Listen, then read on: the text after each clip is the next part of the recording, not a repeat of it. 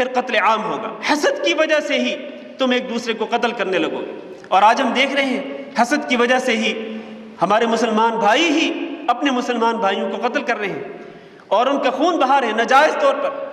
تو یہ حسد کی بیماری جو ہے، اس کو رسول اکرم صلی اللہ علیہ وسلم نے داء الامم قرار دیا، پہلی امتوں کی بہت بڑی بیماری قرار دیا، اور اس سے ڈراتے ہوئے رسول اکرم صلی اللہ علیہ وسلم نے تنبیہ کر دی کہ تم اس سے بچنے کی کوشش کرنا۔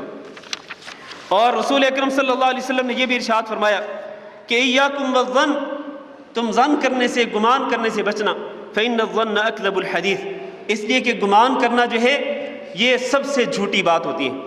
ولا تحسسوا ولا تجسسوا، سنیے گا ذرا غور سے، لا تحسسوا، تم ایک دوسرے کی باتیں چھپ چھپ کر نہ سننا، ولا تجسسوا، اور ایک دوسرے کی جاسوسی نہ کرنا، اور ولا تنافسوا، اور دنیاوی معاملات میں ایک دوسرے سے آگے بڑھنے کی کوشش نہ کرنا، ولا تحاسدوا، اور ایک دوسرے سے حسد نہ کرنا، ولا تباغضوا، اور ایک دوسرے سے بغض نہ کرنا۔ گویا اس حدیث میں بھی رسول اکرم صلی اللہ علیہ وسلم نے حسد کرنے سے، بغض رکھنے سے منع فرما دیا اہل ایمان کو۔ لہٰذا اہل ایمان کو بغض سے، حسد سے، اور اس طرح کی جو دل کی دیگر بیماریاں ہیں، ان تمام بیماریوں سے بچنا چاہیے۔ دیکھیں، یہ حسد کی بیماری ایسی بیماری ہے کہ اس بیماری کی وجہ سے کئی اور بیماریاں جنم لے لیتی ہیں۔ اس حسد کی وجہ سے کئی بیماریاں جن کا تعلق دل کے ساتھ ہوتا ہے اور باقی اور بیماریاں بھی جنم لے لیتی ہیں۔ مثلا حسد کی وجہ سے ایک مسلمان دوسرے مسلمان سے نفرت کرنا شروع کر دیتا ہے، حالانکہ نفرت نہیں ہونی چاہیے، لیکن جب کوئی مسلمان کسی سے نفرت کر رہا ہوتا ہے تو اس کے کئی اسباب ہو سکتے ہیں۔ ان اسباب میں سے ایک بنیادی سبب کہ وہ اس سے حسد کر رہا ہوتا ہے، حسد کی بنا پر وہ اس سے نفرت کرتا ہے۔ اسی طرح اس سے بغض رکھتا ہے، حسد کی وجہ سے اپنے مسلمان بھائی سے بغض رکھتا ہے، اپنے مسلمان بھائی سے دشمنی رکھتا ہے، اور بلکہ اسی بیماری کی وجہ سے وہ خود اپنے آپ کو بیمار کر لیتا ہے، حسد کی وجہ سے کہ دوسروں سے حسد کرتا ہے تو خود وہ غم میں اور ہر وقت پریشانی میں، صدمے میں مبتلا ہوتا ہے، اور کئی بیماریاں جو ہے وہ اس کے اندر جنم لے لیتی ہیں اس حسد کی بیماری کی وجہ سے۔ اس لیے حسد جو ہے یہ بہت ہی خطرناک مرض ہے دل کی امراض میں سے۔ اللہ تعالیٰ سے دعا ہے کہ اللہ ہم سب کو اس سے بچنے کی توفیق دے۔ آپ دیکھیں، یہ اس قدر خطرناک مرض ہے کہ آسمان پر سب سے پہلے جس برائی کا ارتکاب کیا گیا وہ حسد ہے، اور زمین پر بھی سب سے پہلے جس برائی کا ارتکاب کیا گیا وہ حسد ہے۔ آسمان پر سب سے پہلے ابلیس نے حضرت آدم علیہ السلام سے حسد کرتے ہوئے ان کے سامنے سجدہ کرنے سے انکار کر دیا تھا۔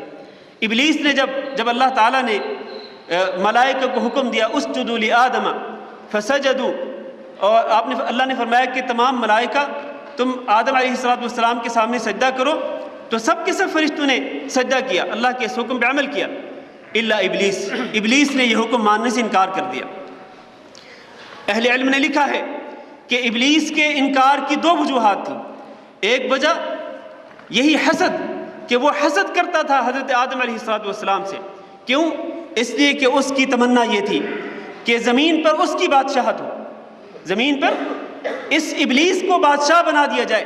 لیکن جب اس نے یہ دیکھا کہ اللہ رب العزت ملائکہ کو حکم دے رہا ہے کہ آدم علیہ السلام کے سامنے سجدہ کریں، تو وہ یہ سمجھ گیا کہ اب بادشاہت زمین کے اوپر بادشاہت حضرت آدم علیہ السلام کو اور ان کی اولاد کو ملنے والی ہے، تو اس نے فوراً حسد کرنا شروع کر دیا کہ کیوں یہ بادشاہت اور یہ خلافت فی الارض جو ہے یہ ان کو کیوں مل رہی ہے، یہ مجھے ملنی چاہیے تھی۔ یہ وہ حسد تھا ابلیس کا حضرت آدم علیہ السلام سے۔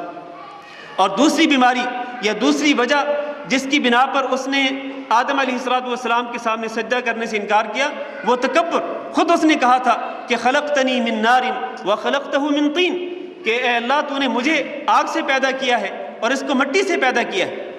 تو اللہ تعالیٰ نے اس کو اس کی ان دو وجوہات کی بنا پر، دو بیماریوں کی وجہ سے، ایک حسد اور دوسرا کبر، اللہ نے ان دونوں وجوہات کی بنا پر اس کو ملعون قرار دے دیا اور ہمیشہ ہمیشہ کے لیے اس کو اپنی رحمت سے دور کر دیا۔ یہ آسمان پر جو سب سے پہلا جرم ہوا وہ حسد اور اس کے ساتھ تکبر، اور زمین پر جو سب سے پہلا جرم ہوا سب سے پہلے جس گناہ کا ارتکاب کیا گیا وہ بھی حسد کی وجہ سے تھا، اور وہ کیا تھا؟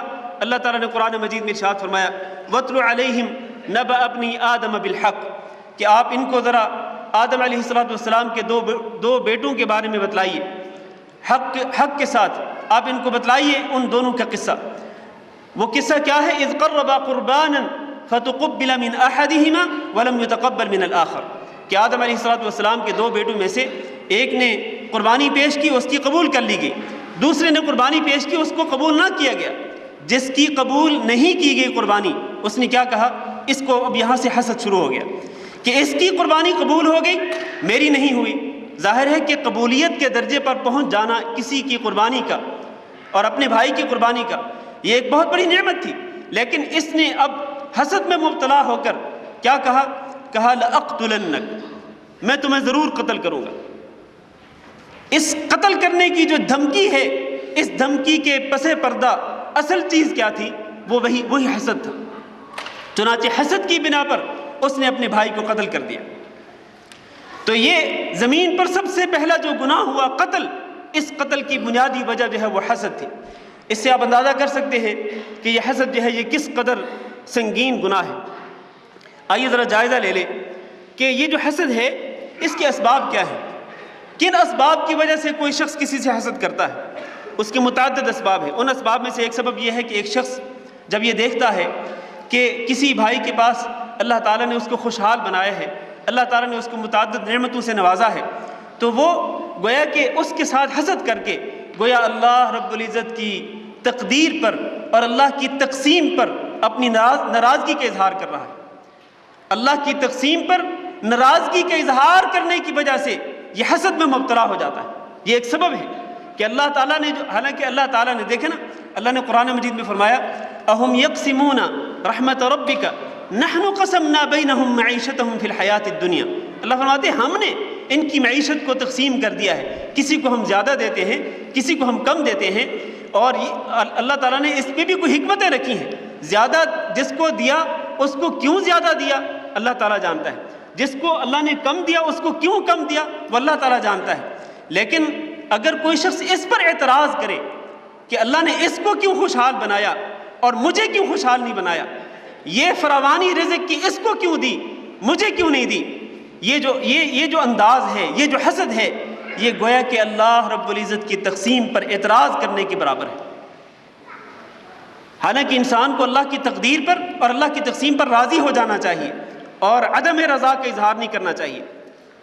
دوسرا سبب کیا ہوتا ہے حسد کے اسباب میں سے؟ ایک دوسرا سبب کہ ایک حسد کرنے والا جو ہے وہ اس شخص سے جس سے وہ حسد کر رہا ہوتا ہے اس سے بغض رکھتا ہے، بغض کی بنا پر، بغض اور نفرت کی بنا پر وہ اس سے حسد کرنا شروع کر دیتا ہے۔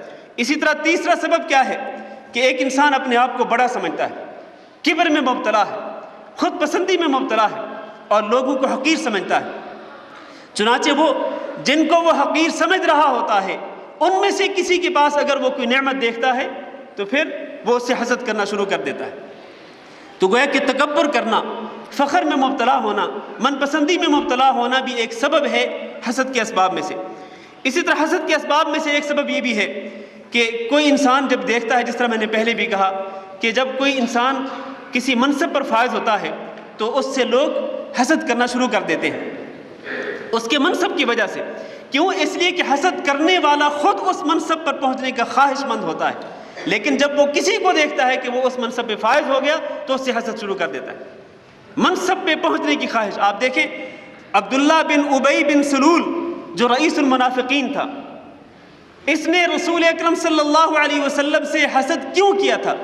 اس لیے کہ وہ مدینہ میں وہ ریاست چاہتا تھا، وہ چاہتا تھا کہ سربراہ یہ ہو، حکمرانی اس کے پاس ہو۔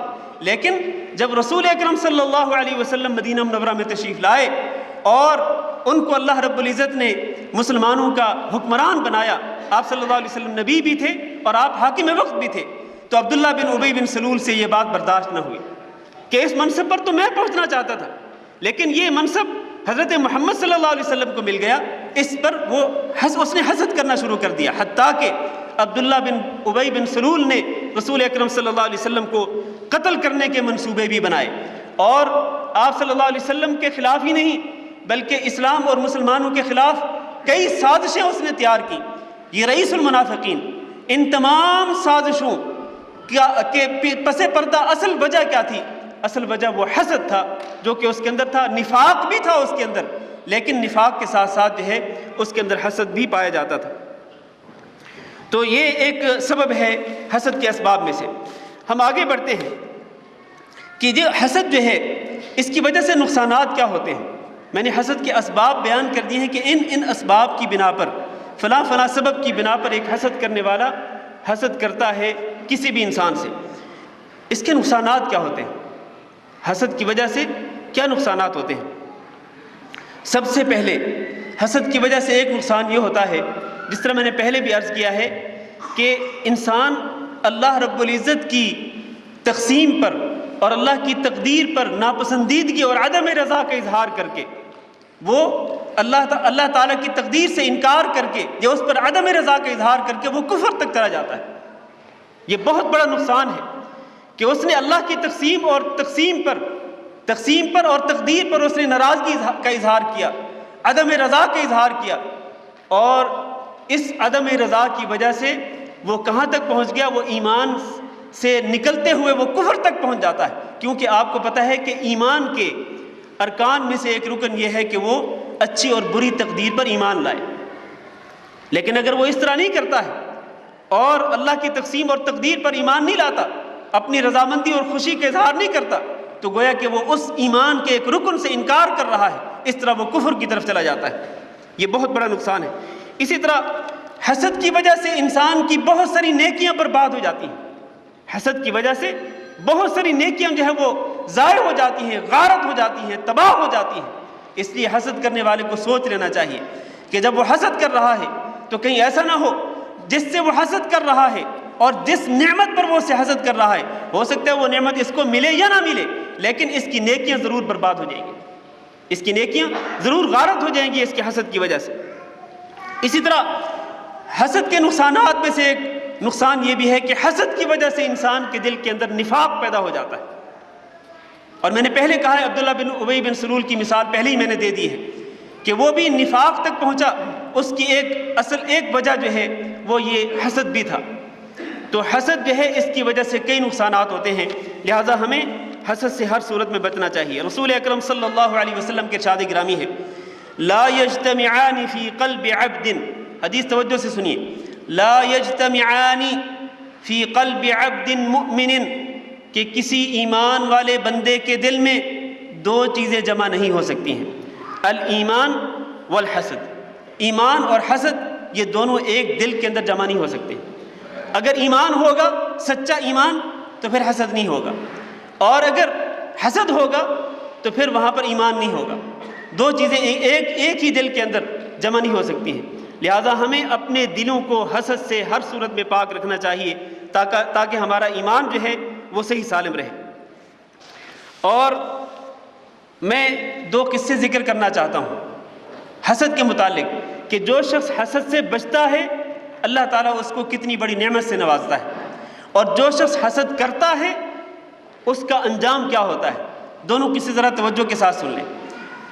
جو شخص حسد نہیں کرتا، اپنے آپ کو حسد سے مکمل طور پر بچاتا ہے، اللہ تعالیٰ اس کو کس نعمت سے نوازتا ہے۔ وہ قصہ سنیے حضرت انس بن مالک رضی اللہ تعالیٰ عنہ کا۔ انس بن مالک رضی اللہ تعالیٰ عنہ بیان کرتے ہیں کہ نبی کریم صلی اللہ علیہ وسلم نے ایک مرتبہ ارشاد فرمایا کہ یطلع علیکم الآن رجل من اہل الجنہ، کہ ابھی تمہارے پاس اہل جنت میں سے ایک آدمی آئے گا۔ اب صحابہ کرام انتظار کر رہے ہیں کہ کون ہے وہ خوش نصیب جس کو رسول اکرم صلی اللہ علیہ وسلم نے جنتی قرار دے دیا۔ نظریں دروازوں پر، اچانک دیکھتے ہیں کہ ایک انصاری صحابی رونما ہوتا ہے، مسجد کے اندر داخل ہو رہا ہے، اور حالت کیا ہے کہ اس کی داڑھی سے وضو کی وجہ سے پانی کے قطرے گر رہے ہیں، اور اس نے اپنا جوتا اپنے بائیں ہاتھ کے اندر اٹھایا ہوا ہے۔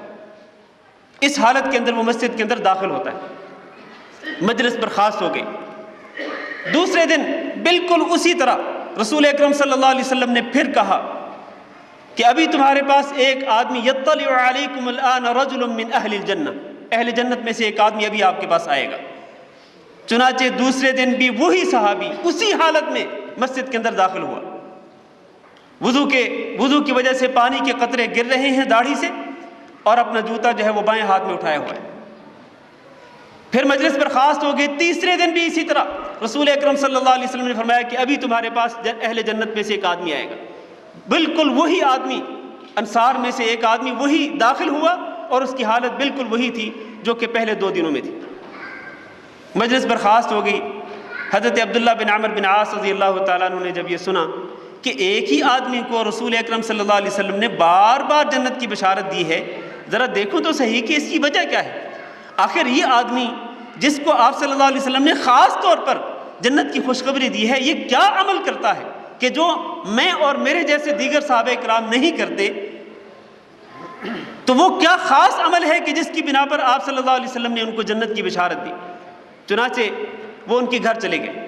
عبداللہ بن عمر بن عاص رضی اللہ تعالیٰ عنہ ان کے گھر میں چلے گئے، اور گھر میں جا کر کے کہا، اے میرے ساتھی، اے میرے بھائی، اے اللہ کے بندے، میں آپ کے پاس 3 دن ٹھہرنا چاہتا ہوں، اور ایک وجہ بھی بیان کی کہ میں فلاں وجہ کی بنا پر میں آپ کے پاس 3 دن ٹھہرنا چاہتا ہوں۔ تو اس شخص نے کہا کہ ٹھیک ہے، بہت ہی اچھی بات ہے، خوش آمدید، ویلکم کہا، مرحبا کہا کہ ٹھیک ہے آپ میرے مہمان ہیں، 3 دن یہاں رہے۔ چنانچہ 3 دن کے دوران عبداللہ بن عمر بن عاص رضی اللہ تعالیٰ عنہ اس شخص کو بغور اس کا جائزہ لینے لگے کہ آخر یہ کون سا نیک عمل کرتا ہے، خصوصی عمل، کہ جس کی بنا پر آپ صلی اللہ علیہ وسلم نے اس کو جنت کی بشارت دی۔ کہتے ہیں 3 دن 3 راتیں گزر گئیں، نہ تو یہ شخص رات کو اٹھ کر تہجد پڑھتا تھا، بس ایک بات میں نے دیکھی کہ جب رات کو یہ بیدار ہوتا تو جب اس کی آنکھ کھلتی تو یہ اللہ کا ذکر کرتا، اللہ کی تسبیح بیان کرتا اور اللہ کی بڑائی بیان کرتا۔ باقی تہجد نہیں پڑھتا تھا، رات کو ساری رات سوتا، فجر تک سویا رہتا، فجر کو اٹھ کر کے فجر کی نماز پڑھ لیتا۔ جب 3 دن گزر گئے تو جانے سے پہلے حضرت عبداللہ بن عمر بن عاص رضی اللہ تعالیٰ عنہ نے کہا کہ اے میرے بھائی، میں نے جو وجہ بیان کی تھی نا کہ میں اس لیے آپ کے پاس 3 دن ٹھہرنا چاہتا ہوں، وجہ صحیح نہیں ہے۔ دراصل بات یہ ہے کہ میں نے آپ صلی اللہ علیہ وسلم سے 3 دن تمہارے متعلق جنت کی بشارت سنی تو میرے دل میں یہ تمنا اور تڑپ پیدا ہوئی کہ میں دیکھوں تمہارے اندر کون سا خاص عمل ہے، لیکن میں نے تمہیں کوئی خاص عمل کرتے ہوئے دیکھا نہیں ہے۔ تو اس طرح مایوسی کے اظہار کر کے جب یہ جانے لگے عبداللہ بن عمر بن عاص رضی اللہ تعالیٰ عنہ، تو اس شخص نے کہا کہ ہاں ٹھہر جاؤ ذرا، میرے اندر صحیح بات ہے کہ میں کوئی خاص عمل نہیں کرتا ہوں، یہی میں نمازیں پڑھتا ہوں، اور جس طرح تو نے دیکھا ہے میری زندگی دن اور رات کے یہی معمولات ہیں، لیکن ایک خاص بات ہے۔ وہ کیا ہے؟ فرمایا غیر انی لا اجد فی نفسی لاحد من المسلمین غشا ولا احسد احدا علی خیر اعطاہ اللہ ایاہ، کہ میں مسلمانوں میں سے کسی کے بارے میں اپنے دل کے اندر بغض نہیں رکھتا ہوں، ولا احسد احدا، اور کسی سے میں حسد نہیں کرتا ہوں، علی خیر اعطاہ اللہ ایاہ، اگر کسی کو اللہ تعالیٰ نے کسی خیر سے نوازا ہے، کسی نعمت سے اللہ تعالیٰ نے نوازا ہے، اللہ نے کوئی احسان کیا ہے اس پر خاص طور پر، تو میں اس سے حسد نہیں کرتا ہوں، یہ میرے اندر خاص بات ہے۔